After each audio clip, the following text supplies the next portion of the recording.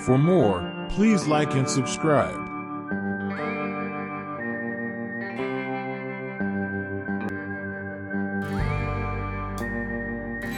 The Red Dust, a Martian Western.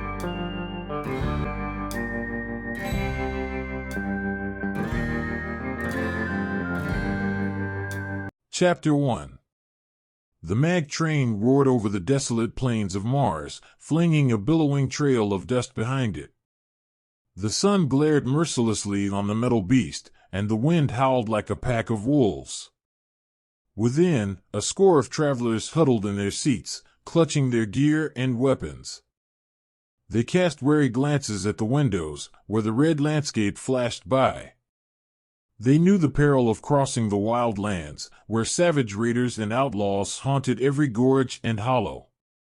They had heard tales of blood and fire, of loot and slaughter, of men and women dragged into slavery or worse.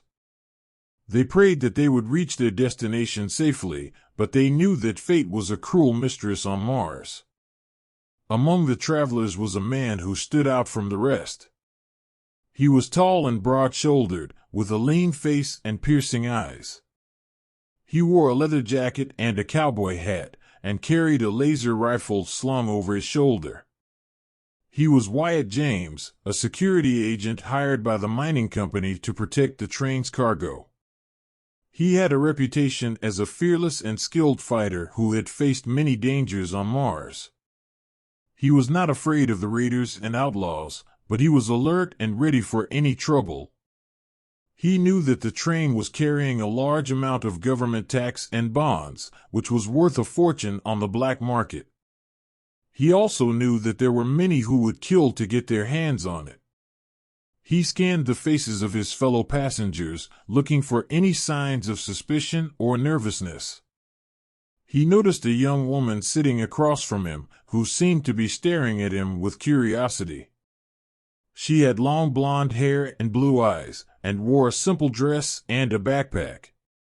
She looked like a tourist or a researcher, someone who had come to Mars for adventure or knowledge. She smiled at him and said, "Hi, I'm Alice. I'm going to New Eden to study the new mineral deposits. What about you?" Wyatt nodded politely and replied, "I'm Wyatt. I'm just doing my job."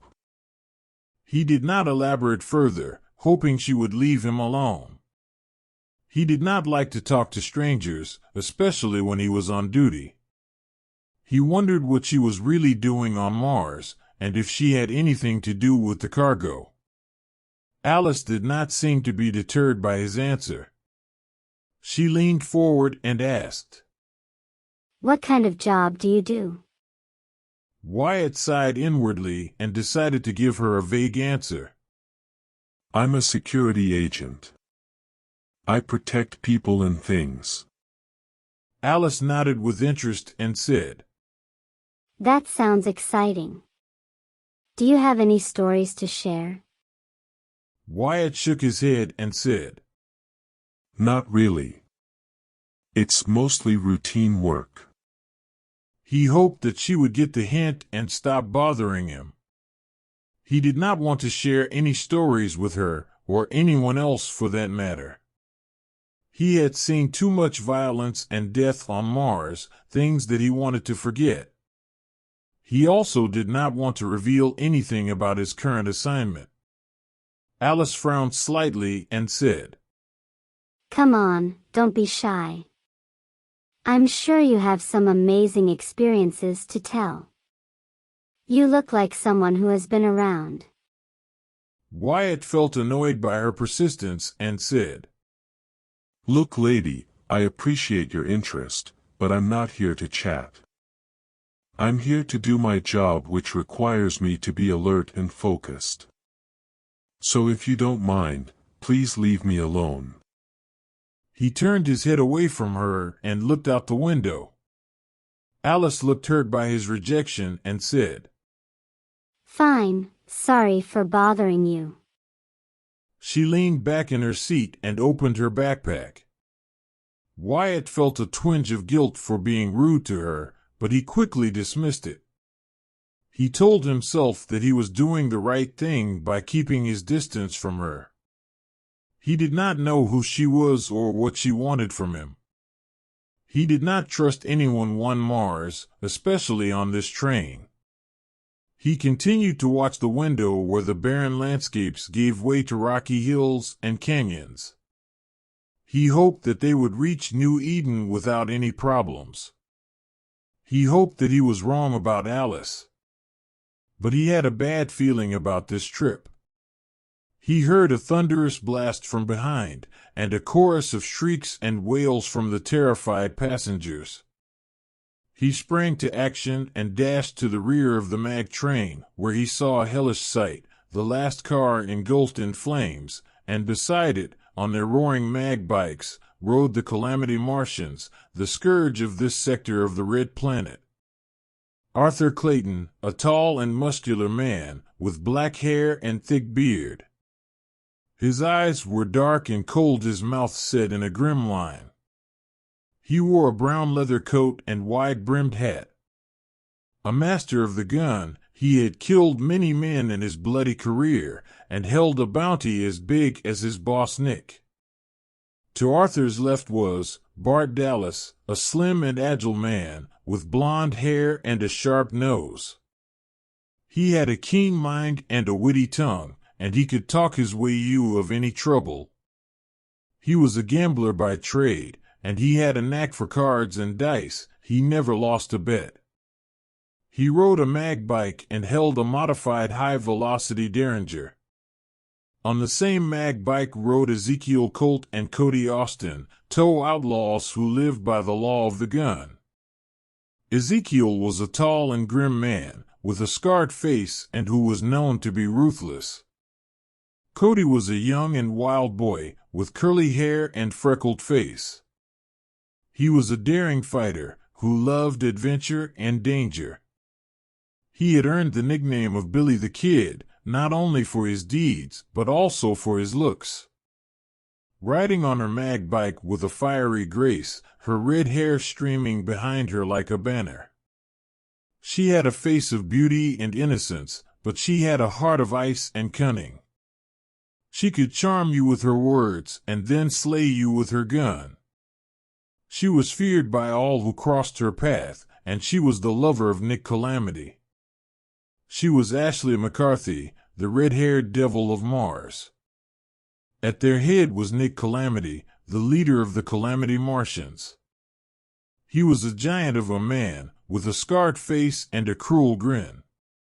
He had a charisma and a charm that made him popular among his men and his women. He was a wizard of the six gun, whose leaden and high-energy beam hail flew with speed and sureness that none could match.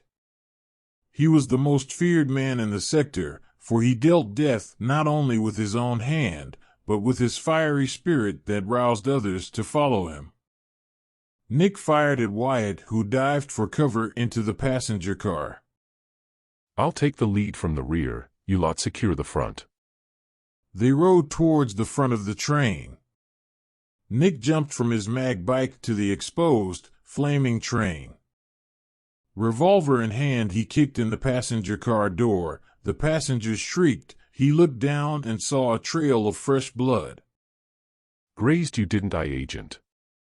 Don't worry, you'll meet your maker soon enough." He walked slowly, following the trail up the aisle.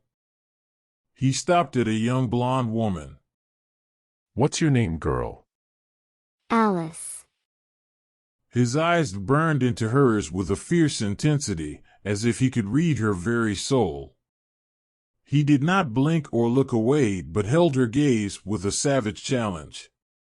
She felt a shiver run through her and wondered what he was thinking. He snarled like a wolf and seized her by the arm. He dragged her to his side and pressed the cold steel of his Colt Navy revolver against her temple. She shrieked in terror and called out for help. "Agent!" "You've got to the count of 5. 1, 2, 3, 4.